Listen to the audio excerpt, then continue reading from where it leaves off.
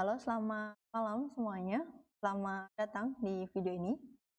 Di sini saya ingin coba sharing mengenai apa sih manfaat cloud computing, yang membuat kebanyakan organisasi atau industri itu beralih dari premis, jadi mempertimbangkan bisnis mereka, infrastruktur mereka dipindahkan, dimigrasi ke computing, cloud computing, dan kebanyakan startup itu memang dari awal itu eee, sudah yakin atau sudah memang memutuskan untuk menggunakan cloud computing sebagai infrastruktur mereka gitu. Alasannya apa gitu.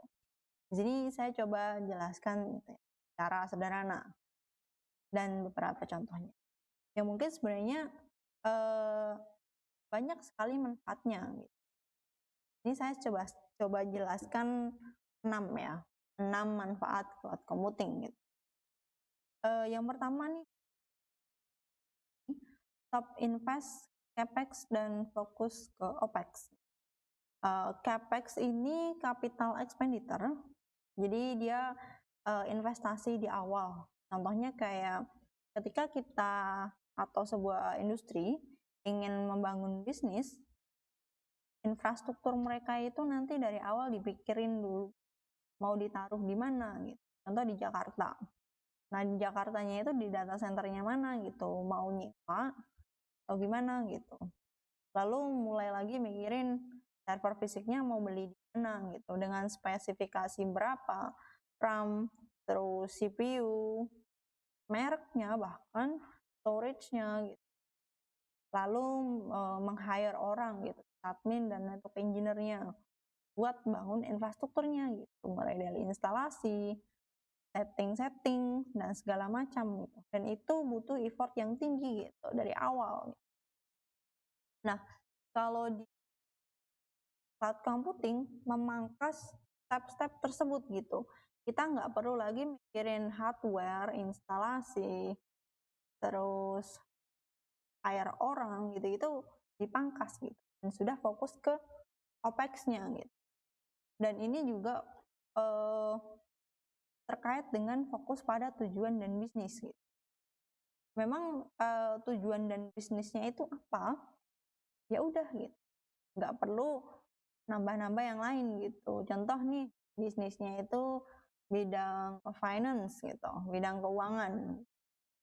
Jadi kan memang kalau orang finance itu kan um, bidangnya itu kan emang bukan di IT banget gitu kan.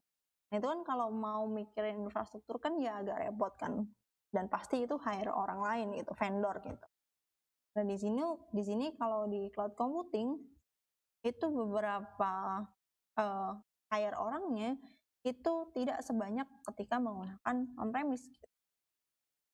Nggak perlu lah hire network engineer gitu. Dan bahkan fokus ke development aplikasinya saja gitu. Itu bisa.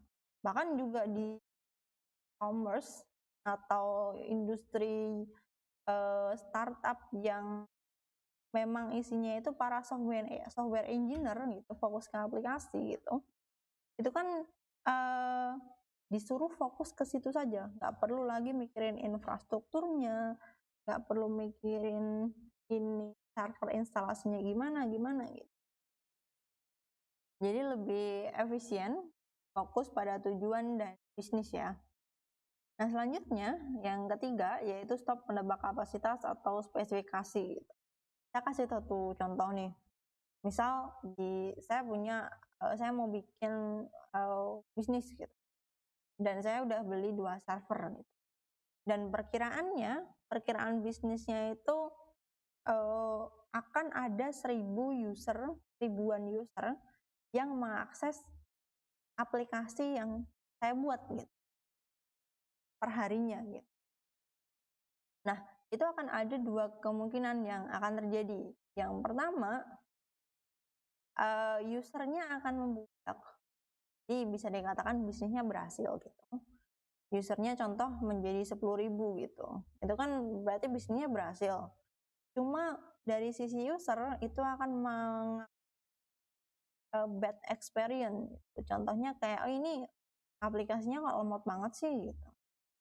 Jadi ketika lambatnya itu secara terus-menerus, jadi usernya akan beralih, jadi kayak experience-nya kan jelek nih, nanti bisa jadi beralih ke platform yang lain gitu, karena lambatnya itu gitu. Nah selanjutnya, kemungkinan kedua gitu, ketika perkiraannya 1.000 user, bisa jadi malah nggak sebanyak itu gitu, contoh malah jadi 200 user per hari gitu. Itu kan berarti bisnisnya bisa dikatakan tidak berhasil dan banyak resource yang terbuang gitu. Jadi kayak ada resource yang seharusnya bisa dimanfaatkan, tapi jadi nggak kepake gitu.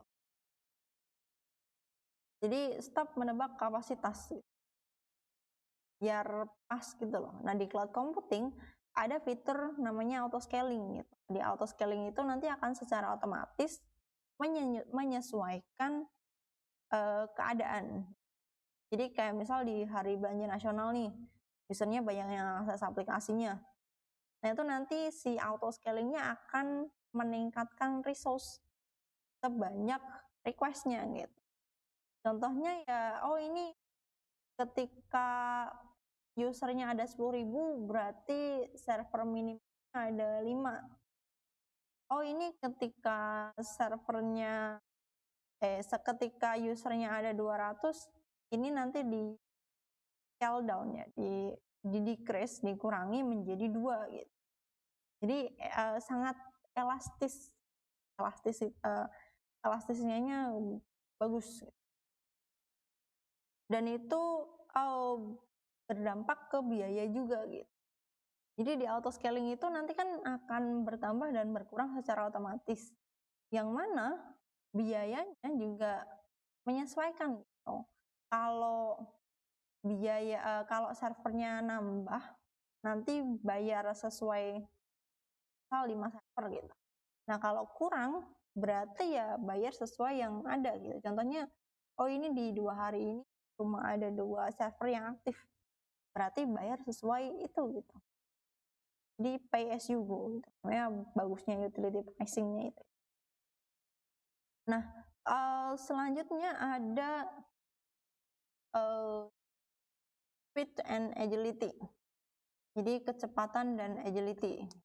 Ini contohnya gini, misal malam hari ini saya punya ide nih, oh ini saya mau bikin sebuah aplikasi untuk monitor lokasi atau mau buat analisa monitor kayak, oh ini user dari aplikasi saya itu lokasinya ada di mana aja sih gitu. Misal ada di Surabaya sebanyak 20.000 orang, oh ini di Jakarta ada 50.000 orang.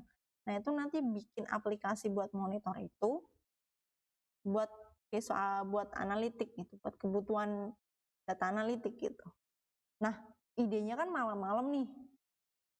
Kalau mau implement ketika menggunakan on-premise butuh effort yang tinggi. Nah kalau pakai cloud computing bisa langsung buka dashboardnya atau buka CLI-nya, terus bikin environment-nya. Jadi bisa langsung gitu, nggak perlu nunggu-nunggu gitu. Bisa langsung bikin POC-nya, proof of concept-nya gitu. Dan itu cepat dan agile. Lalu go global in minutes. Go global in minutes itu lebih kayak misal ya, di 1 hari ini nih atau di tahun ini itu user saya itu berada di Indonesia, bisnisnya, target marketnya itu di Indonesia. Nah bulan depan atau tahun depan itu saya mau ekspansi, bisnisnya mau diekspansi ke luar negeri gitu. Misal ke Singapura atau ke Malaysia gitu. Nah itu go globalnya itu bisa langsung in minute. Jadi merambah ke luar negeri bisnisnya itu bisa langsung secepat itu dalam hitungan menit, bahkan bikin environment-nya di lokasi yang terdekat dengan target user. Misal di Malaysia nih. Nah, di Malaysia itu region yang paling dekat itu di mana? Oh, di Singapura gitu. Oh, berarti bikin environment di sana, perluas bisnisnya gitu. In minute. Nah, selanjutnya adalah peningkatan skala ekonomi yang masif. Di ekonominya itu nanti akan masif gitu. Dari kelima keuntungan tadi itu ya berdampak ke ekonominya, ke bisnisnya, dan itu sangat masif, baik dari sisi user maupun dari sisi providernya, dari vendornya. Nah, di sini saya coba gambarkan keuntungan dari peningkatan skala ekonomi yang masif. Contoh nih, di satu cloud platform ya, cloud platform ini bikin sebuah environment komputasi awan gitu, yang besar dijual biar banyak orang yang pakai, dan itu awalnya itu ditekan biayanya kayak dibuat lebih murah. Contohnya nih, kayak saya kalau orang mau nyewa server ke saya, biayanya bisa ditekan 50% dibanding ketika mereka bikin infra sendiri. Jadi ini lebih keuntungan si vendornya gitu ya. Dan dari sisi usernya juga sih sebenarnya. Itu jadi menekan biaya. Lalu ketika biayanya turun gitu, oh ini ternyata di platform di vendor A nih, atau misal di OpenStack, di GCP, di AWS gitu, itu biayanya buat bikin environment itu jauh lebih murah dibanding on-premise gitu. Nah, itu nanti akan menggiring banyak customer buat pakai gitu. Ketika banyak customer pakai, makanya kan otomatis resource-nya si providernya itu kan banyak yang digunakan kan, banyak yang dipakai. Nah, nanti ketika resource-nya banyak yang dipakai dan ternyata resource-nya masih kurang nih, bikin infrastrukturnya banyak digunakan, lalu peningkatan skala ekonomi. Di sini maksudnya kayak di vendornya, platformnya itu bikin satu teknologi yang bisa mereka jual, teknologi sendiri. Lebih kayak mereka misalnya di AWS gitu. Oh ini ketika satu prosesor misal Intel itu biayanya $1 per bulan gitu. Terus pakai AMD misal 0,5, jadi $0,5. Nah, mereka bikin prosesor sendiri gitu. Nah, itu biayanya jauh lebih ditekan karena mereka bikin teknologi sendiri. Lalu biaya infrastruktur ditekan, maksudnya kayak ketika infrastrukturnya banyak dipakai dan resource-nya banyak dipakai, itu kan otomatis nanti nambah server lagi, dan mereka beli ke IBM, Dell, atau HP gitu. Nah, itu nanti pasti kan kalau di vendor, di cloud platform itu kan beli nggak mungkin 1 biji 2 biji server gitu kan, pasti hitungannya 10.000 server, banyak banget, dan nanti pasti akan dapat diskon ke vendornya, misal ke Dell gitu. Nah, dari diskonnya itu ya keuntungan juga didapat, dan itu nanti secara accounting berulang, dan itu sangat masif. Nah, sekian dari saya. Jika ada tambahan informasi bisa di kolom komentar, kritik, saran, monggo. Sampai jumpa di